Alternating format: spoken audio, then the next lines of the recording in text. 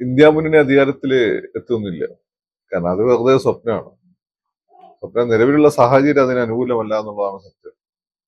ഈ ഇലക്ഷനില് voting percentage കുറവാണ്. ഇതെല്ലാം കൂടി കണ്ടുകൊണ്ട് ഒരു വേവ് ദൃശ്യമല്ല. ഇത് കണ്ടുകൊണ്ട് ചില സർവേക്കാരും ചില മീഡിയകളുമാണ്, ചില മീഡിയ ഹൗസസുമാണ് ഇങ്ങനെ ടൈറ്റ് കോമ്പറ്റീഷനാണ്, യു പി എക്ക് സാധ്യതയുണ്ട് എന്നൊക്കെ പറയുന്നത്. അല്ലെങ്കിൽ യു പി എന്ന് വെച്ചാൽ ഇന്നത്തെ ഇന്ത്യ സഖ്യത്തിന് സാധ്യതയുണ്ട് എന്ന് പറയുന്നത്. പക്ഷെ അങ്ങനെ ഒരു സാധ്യത ഇല്ല. കാരണം വേവ് ഇല്ലാത്ത കൊണ്ട് മോഡിക്ക് അനുകൂലമായി കൺസോളിഡേറ്റഡ് ആണ് ഉത്തരേന്ത്യയിലെ വോട്ട്. അതില്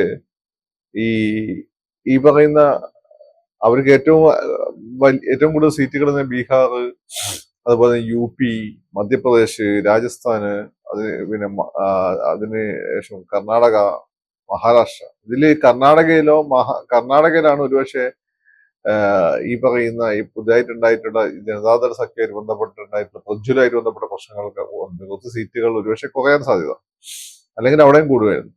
പിന്നെ മഹാരാഷ്ട്രയിൽ ഒരു അവ്യക്തത ഉണ്ട്. എങ്കിൽ പോലും ബംഗാളിൽ നിന്നെല്ലാം കിട്ടാൻ സാധ്യതയുള്ള അധിക സീറ്റുകൾ വെച്ചുകൊണ്ട് ഒറ്റയ്ക്ക് അധികാരത്തിലെത്താൻ ബി ജെ പിക്ക് പറ്റും, എൻ ഡി എക്ക് പറ്റും. അക്കാര്യത്തിലൊന്നും സംശയമില്ല. അപ്പം ഇത് വെച്ചാൽ മീഡിയ ഹൗസസിനെ സംബന്ധിച്ചിടത്തോളം ഒരു വേവ് ഇല്ല എന്നുള്ള അവരുടെ തോന്നലാണ്. കാരണം വേവ് ഇല്ലാതിരിക്കാൻ കാരണം കൺസോളിഡേറ്റഡ് ആയതാണ്. ശാന്തസമുദ്രത്തിൽ തിരകൾ ഉണ്ടാവില്ല എന്ന് പറയുന്ന പോലെയാണ്. കാരണം ശാന്തസമുദ്രത്തിൽ അത്രയും ആഴമുണ്ട്. മോഡിയുടെ ഒരു എന്താ പറയുക ലീഡർഷിപ്പിന് അത്രയും ആഴത്തിൽ ഉത്തരേന്ത്യയിൽ സ്വാധീനിക്കാൻ പറ്റിയിട്ടുണ്ട്. മറ്റു മേഖല ആ സ്വാധീനം വന്നുകൊണ്ടിരിക്കുന്നത്. കേരളത്തിൽ ഇത്തവണ 2 സീറ്റൊക്കെ കിട്ടും.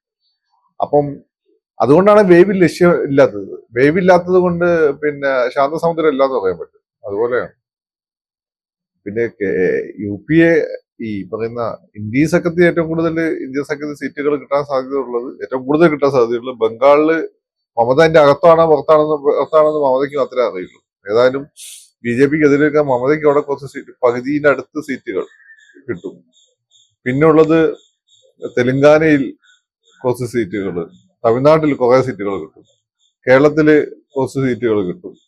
പിന്നെ ഇവിടെ ഈ കർണാടക കുറച്ച് സീറ്റുകൾ. ഒരുപക്ഷെ ശിവസേന ഇങ്ങോട്ട് വന്നതുകൊണ്ട്, പക്ഷെ എൻ സി പിയുടെ ഒരു വിഭാഗം അങ്ങോട്ട് പോയിട്ടുണ്ട്. ശിവസേനയുടെ ഒരു വിഭാഗം ഇന്ത്യ സഖ്യത്തിന്റെ ഭാഗമായതുകൊണ്ട് മഹാരാഷ്ട്രയിൽ ചിലപ്പോൾ സീറ്റുകളുടെ എണ്ണം കൂടും.